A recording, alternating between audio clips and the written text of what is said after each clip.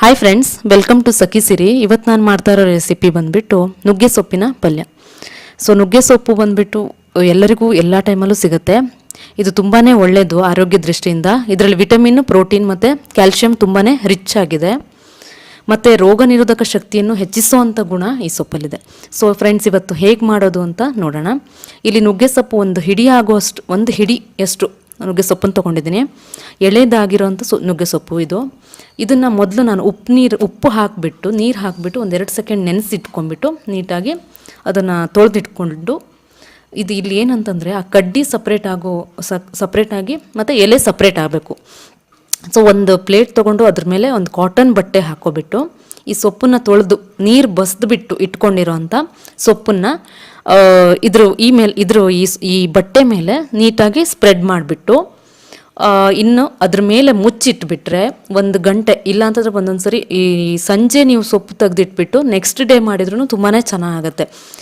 ಎಲೆ ನೀಟಾಗಿ ಸಪ್ರೇಟ್ ಆಗುತ್ತೆ, ಕಡ್ಡಿ ಎಲೆ ಸಪ್ರೇಟು.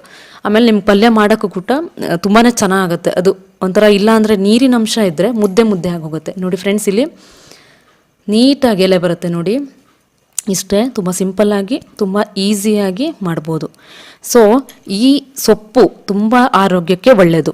ಇದು ಗರ್ಭಿಣಿಯರಿಗೆ, ಬಾಣಂತಿಯರಿಗೆ ತುಂಬಾ ಒಳ್ಳೆಯದು. ನೋಡಿ, ಇದಕ್ಕೆ ನಾನು ಇಲ್ಲಿ 1 ಕಪ್ ಬೇಯಿಸ್ಕೊಂಡಿರೋ ಅಂಥ ಹೆಸರು ಕಾಳು ತೊಗೊಂಡಿದ್ದೀನಿ. ಆಮೇಲೆ ರುಚಿಗೆ ತಕ್ಕಷ್ಟು ಉಪ್ಪು, 2 ಈರುಳ್ಳಿ, 1 ಟೊಮ್ಯಾಟೊ ತೊಗೊಂಡಿದ್ದೀನಿ, ಒಂದು ಅರ್ಧ ಕಪ್ಪಷ್ಟು ಕಾಯಿ ತುರಿ, ಆಮೇಲೆ ಸ್ವಲ್ಪ ಕರಿಬೇವು, ಅಚ್ಚ ಖಾರದ ಪುಡಿ ರುಚಿಗೆ ಎಷ್ಟು ಬೇಕೋ ಅಷ್ಟು ನೋಡ್ಕೊಂಡು ಹಾಕ್ಕೊಳ್ಳಿ, ಹಿಂಗು, 1 ಒಣಮೆಣಸು ಒಗ್ಗರಣೆಗೆ ತೊಗೊಂಡಿದ್ದೀನಿ, ಒಂದು ಸ್ವಲ್ಪ ಅರಿಶಿಣ ಪುಡಿ, ಸಾಸಿವೆ, ಆಮೇಲೆ ಸ್ವಲ್ಪ ಬೆಳ್ಳುಳ್ಳಿ ಎಸಳು 2ರಿಂದ 3, ಆಮೇಲೆ 1-2 ಟೀ ಸ್ಪೂನು ಇಲ್ಲ 2 ಟೇಬಲ್ ಸ್ಪೂನ್ ನೀವು ಎಣ್ಣೆ ತೊಗೋಬೋದು. 1 ಕಾವಲಿ ತೊಗೊಂಡಿದ್ದೀನಿ ಇಲ್ಲಿ ನಾನು. ಈ ಇದರಲ್ಲಿ ಎಣ್ಣೆ ಹಾಕ್ಕೊಳ್ಳಿ. ಎಣ್ಣೆ ಸ್ವಲ್ಪ ಬಿಸಿ ಆದ ಕೂಡಲೇ ನೀವು ಸಾಸಿವೆ ಹಾಕ್ಕೊಬಿಟ್ಟು, ಸಾಸಿವೆ ಪಟ ಆದ ಕೂಡಲೇ ಹಿಂಗೆ ಹಾಕ್ಕೊಳ್ಳಿ. ಹಿಂಗೆ ಹಾಕ್ಕೊಬಿಟ್ಟು ಸ್ವಲ್ಪ 2 ಎಸಳು ಬೆಳ್ಳುಳ್ಳಿನ ನಾನು ಸಣ್ಣಕ್ಕೆ ಹೆಚ್ಕೊಂಡು ಇಟ್ಕೊಂಡಿದ್ದೀನಿ, ಅದನ್ನು ಮತ್ತು ಒಣಮೆಣಸು ಇದು ಸ್ವಲ್ಪ ರೋಸ್ಟ್ ಆದ ಕೂಡಲೇ ನೀವು ಕರಿಬೇವು ಮತ್ತು ಈರುಳ್ಳಿ ಹಾಕ್ಕೊಬಿಟ್ಟು, ಇಲ್ಲಿ ಈರುಳ್ಳಿ ಚೆನ್ನಾಗಿ ಮಿಕ್ಸ್ ಮಾಡ್ಕೊಳ್ಳಿ. ಹೊಂಬಣ್ಣ ಬರೋ ತನಕ ಫ್ರೈ ಮಾಡಿ. ಇದು ಒಂಥರ ಕ್ರಿಸ್ಪಿಯಾಗಿ ಮತ್ತು ಟೇಸ್ಟ್ ಕೊಡುತ್ತೆ. ಇಲ್ಲಿ ನಾನು ಹೆಸರು ಕಾಳನ್ನು ಮಿಕ್ಸ್ ಮಾಡ್ಕೊಳ್ತಾ ಇದ್ದೀನಿ ಈ ಪಲ್ಯದಲ್ಲಿ. ಯಾಕಂದರೆ ಮಕ್ಕಳಿಗೆ ಸೊಪ್ಪು ಮಾತ್ರ ಹಾಕಿದರೆ ತಿನ್ನಲ್ಲ. ಆ ಉದ್ದೇಶದಿಂದ ಈ ಹೆಸರು ಕಾಳು ಹಾಕಿಬಿಟ್ಟು ಮಾಡಿಕೊಂಡ್ರೆ ತುಂಬಾ ಟೇಸ್ಟ್ ಆಗುತ್ತೆ ಮತ್ತು ಮಕ್ಕಳು ಇಷ್ಟಪಡ್ತಾರೆ.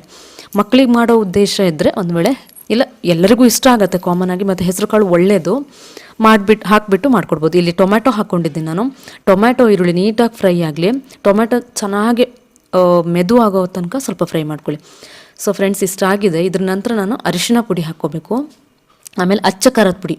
ಇಲ್ಲಿ ಎಣ್ಣೆಯಲ್ಲೇ ಸ್ವಲ್ಪ ನೀಟಾಗಿ ಫ್ರೈ ಹಾಕ್ಕೊಬಿಟ್ರೆ ಅದು ಚೆನ್ನಾಗಿ ಈ ಸೊಪ್ಪಿಗೆ ಮತ್ತು ಹೆಸರು ಕಾಳಿಗೆ ನೀಟಾಗಿ ಆಗುತ್ತೆ.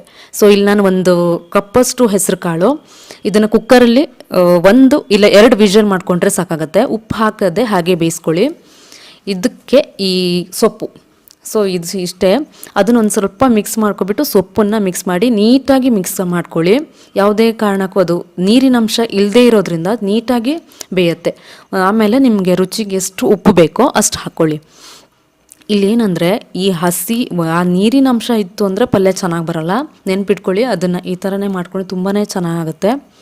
ನೀಟಾಗಿ ಮಿಕ್ಸ್ ಮಾಡಿಬಿಟ್ಟು ಬೇಯಿಸಿ. ಆಮೇಲೆ ಒಂದು ವೇಳೆ ನಿಮ್ಗೆ ಅದು ಡ್ರೈ ಅನಿಸಿದರೆ ಸ್ವಲ್ಪ ನೀರನ್ನು ಚಿಮ್ಮಿಸ್ಕೊಂಡ್ರೆ ಸಾಕು. ಸೊ ಮುಚ್ಚಿಟ್ಬಿಟ್ಟು ಮಧ್ಯೆ ಒಂಚೂರು ಕೈ ಆಡಿಸ್ತಾ ಇರಿ, ತಳಕ್ಕೆ ತಾಕುವಂಥ ಚಾನ್ಸಸ್ ಇರುತ್ತೆ. ಆಮೇಲೆ ತೀರಾ ಬೇಯಿಸ್ಬೇಕಂತಿಲ್ಲ, ಒಂದು ಸಿಮ್ ಫ್ಲೇಮಲ್ಲೇ ನೀವು ಇದನ್ನು ಬೇಯಿಸ್ಕೊಳ್ಳಿ. ಕಡ್ಡಿನ ಹಾಕ್ಬಿಡಿ, ಬರೀ ಎಲೆ ಮಾತ್ರ ಹಾಕಿ. ಎಲೆ ತುಂಬಾ ಒಳ್ಳೆಯದು, ತುಂಬಾ ಕ್ಯಾಲ್ಶಿಯಂ ರಿಚ್ ಇದೆ. ಮೂಳೆ ಗಟ್ಟಿಯಾಗುವಂಥ ಇದರಲ್ಲಿ ಒಂದು ಗುಣ ಇದೆ ಈ ಎಲೆಯಲ್ಲಿ. ಆಮೇಲೆ ಗರ್ಭಿಣಿಯರಿಗೆ, ಬಾಣಂತಿಯರಿಗೆ ಹಾಲನ್ನು ಹೆಚ್ಚಿಸುವಂಥ ಒಂದು ಶಕ್ತಿ ಈ ಎಲೆಯಲ್ಲಿದೆ. ಆಮೇಲೆ ಪ್ರೋಟೀನ್, ವಿಟಮಿನ್ ಕೂಡ ತುಂಬ ಇದೆ. ಆಮೇಲೆ ಡಯಾಬಿಟಿಕ್ ಪೇಷಂಟ್ಗಳಿಗೆ ತುಂಬಾ ಒಳ್ಳೆಯದು. ವಾರದಲ್ಲಿ 1 ಸರಿ ಇಲ್ಲ 2 ಸಲ ಆದರೂ ಮಾಡಿಕೊಂಡು ತಿಂದರೆ ತುಂಬಾ ಒಳ್ಳೆಯದು. ಆಮೇಲೆ ಇದಕ್ಕೆ ಕಾಯಿ ತುರಿ ಹಾಕ್ತಾಯಿದ್ದೀನಿ. ಕಾಯಿ ತುರಿ ಹಾಕಿದಷ್ಟು ತುಂಬಾ ಟೇಸ್ಟ್ ಆಗಿರುತ್ತೆ. ಸೊ ನುಗ್ಗೆ ಸೊಪ್ಪು,